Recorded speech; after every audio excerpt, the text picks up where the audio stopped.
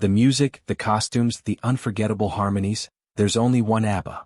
For decades, Benny Andersson, the genius behind those magical melodies, has given the world songs that still make us dance, sing, and feel something timeless. But behind the glitter, the sequins, and the roaring applause, life wasn't always a fairy tale. Breakups, heartbreaks, secret struggles. Few fans knew the truth. And at 78, Benny has finally chosen to open up. About her. About the past. About the music. About ABBA. Tonight, we take you on a journey through Benny's life, revealing what has remained hidden for decades, and uncover the story he has finally shared. Benny Andersson was born on December 16, 1946, in the quiet Vasan district of Stockholm. Music was in his blood. His father, Gösta Andersson, was a civil engineer, but it was the accordion played by both his father and grandfather that filled Benny's childhood home with sound. At 6, Benny was gifted his first accordion. Folk tunes, traditional Swedish songs, and a lively style called Schlager became his playground. He was mesmerized. He learned to play not just by instruction but by instinct, feeling the music as though it were an extension of himself. Even the records he collected hinted at his eclectic tastes. From the swinging melodies of Caterina Valente to Elvis Presley's rebellious energy in jailhouse rock, Benny soaked up every style. One song, Treat Me Nice, captivated him because of its piano, an instrument that would become central to his life. By the age of 10, Benny had a piano of his own and began teaching himself to play.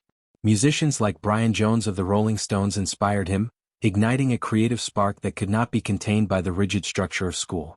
He left formal education at 15, diving headfirst into music and performing at local youth clubs. It was at this time that he met his first love, Christina Granlund. Their romance led to the birth of 2 children, Peter in 1963 and Helen in 1965. Young, ambitious, and in love with music, Benny joined the group Elvert Spelmanslag in 1964, a playful nod to electric instruments and folk tradition. He began writing songs, blending traditional Swedish music with contemporary pop. This early experimentation would lay the foundation for his future genius. By October 1964, Benny's musical journey took a decisive turn. He joined the pop band the Hepstars as their keyboardist, and within months, they had a breakthrough with Cadillac, one of Sweden's first major pop hits. Benny quickly became more than a keyboardist. He was the creative engine driving the band, composing memorable hits like Sunny Girl, No Response, and Wedding. He was also a teen idol, adored for his charisma and musical brilliance. In June 1966, Benny met Björn Ulvaeus. Their partnership would change music history. They wrote their first collaborative song, Isn't It Easy to Say, for the Hepstars and soon began to score hits together. At the same time, Benny met Annie Frid Lyngstad, Frida, and Björn connected with Agnetha Faltskog. Personal relationships intertwined seamlessly with musical collaboration, forging bonds that would birth ABBA. By the early 1970s, the 4 of them were inseparable musically. Their first performance together wasn't even planned. It happened on a beach in Cyprus in April 1970. United Nations soldiers were their accidental audience, yet something clicked. Back in Sweden, they recorded tracks with Agnetha and Frida adding harmonies to Björn and Benny's compositions. Their chemistry was undeniable. Their stage act Festfolk, roughly Party People, debuted in November 1970. Though reviews were lukewarm, one song, Hjälp Man, Hello Old Man, became a minor hit, hinting at their potential. Through the early 70s, Benny and Björn's songwriting matured, while the vocal power of Agnetha and Frida began to define the group's identity. In 1972, they released People Need Love, credited to Björn and Benny, Agnetha and Annie Frid. It wasn't a chart-topping smash, but it marked the first step toward ABBA's worldwide success. A few years later, with Ring Ring, they began to reach Europe, even breaking into the US market, proof that something extraordinary was underway. By late 1973, their manager Stig Andersson gave them a simple, iconic name. ABBA, derived from the first letters of their names. The rest, as they say, became history. In 1974, ABBA's Waterloo won the Eurovision Song Contest, catapulting them into stardom. Suddenly, Europe, and later the world, was listening. Waterloo topped charts in 9 countries and cracked the US top 10. Singles like Honey Honey, SOS, and Mamma Mia soon followed, while albums such as Arrival and Greatest Hits cemented their global dominance. Australia, in particular, embraced ABBA wholeheartedly. TV shows like Countdown amplified their fame, keeping hits like Mamma Mia at #1 for weeks. Despite intense tours, bomb threats, and grueling schedules, ABBA's chemistry on stage never faltered. Benny's keyboard and composition skills remained the backbone of every performance, blending pop perfection with emotional resonance. By 1976, albums like Arrival featuring Dancing Queen reached the peak of global acclaim. Their music wasn't just popular, it became emblematic of a generation, timeless yet undeniably emotional. But the spotlight came with a price. ABBA was more than a band, it was two real-life couples. Agnetha and Bjorn, Benny and Frida. Fans adored the idea of love songs sung by couples who lived those very romances. Yet, the pressures of touring, fame and personal ambition strained these relationships. Benny married Frida in 1978, but by 1980 the marriage ended. Benny met Mona Norklit soon after, and their quick union reflected the harsh realities of love under public scrutiny. Meanwhile, Agnetha and Bjorn's divorce inspired The Winner Takes It All, a song that captured heartbreak in its purest form. Agnetha later admitted she poured all her feelings into the performance, revealing the raw emotional core behind the glittering pop facade. Frida and Agnetha's personal journeys were marked by struggle and tragedy. Frida faced the shadow of her wartime birth, her mother dying young, and the pain of raising children while navigating fame. Agnetha endured stage fright, a fear of flying, and family losses that made stepping back from the public eye a necessity. Yet, both women found resilience and, eventually, moments of happiness despite the turbulence. By the early 1980s, ABBA was facing internal tensions. Benny and Bjorn continued songwriting, but the group's cohesion had shifted.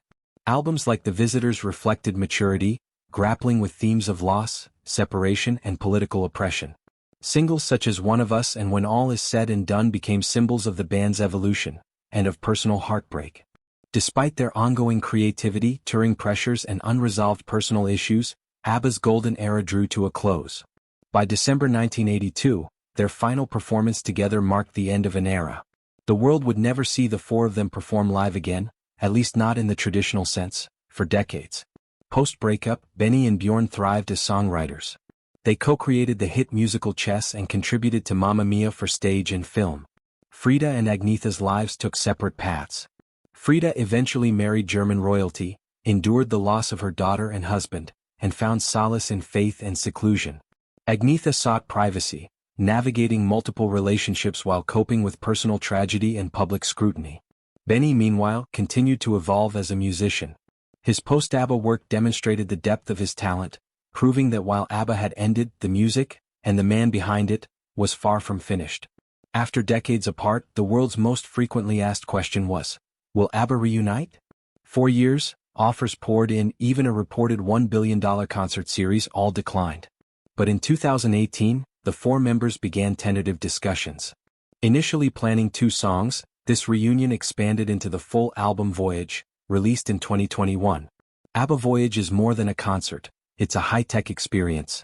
Digital avatars of the members, as they appeared in their 1970s prime, perform inside a custom-built arena in Stratford's Queen Elizabeth Olympic Park. Songs like Dancing Queen, Waterloo and Mamma Mia fill the arena with energy, nostalgia and emotion, bridging generations and proving ABBA's music remains timeless. The show has generated over £322 million for the UK economy and sold more than 1 million tickets. On May 27, 2025, Benny, 78, and Frida, 79, made a surprise appearance at ABBA Voyage's 3rd anniversary. The crowd erupted. For fans, it was a moment decades in the making, a glimpse of history and enduring affection.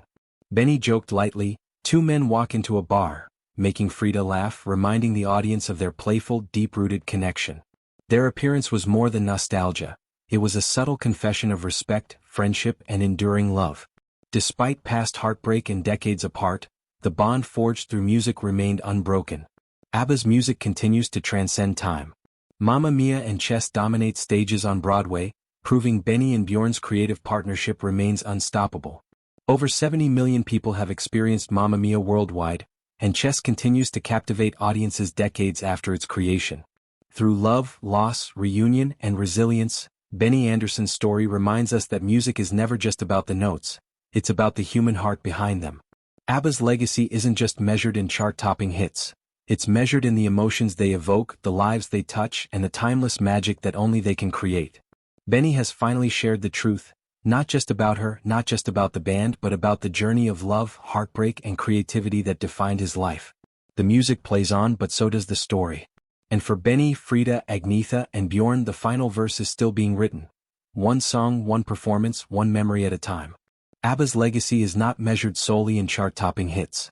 It's in the emotions their music evokes, the generations they've touched, and the stories that continue to unfold.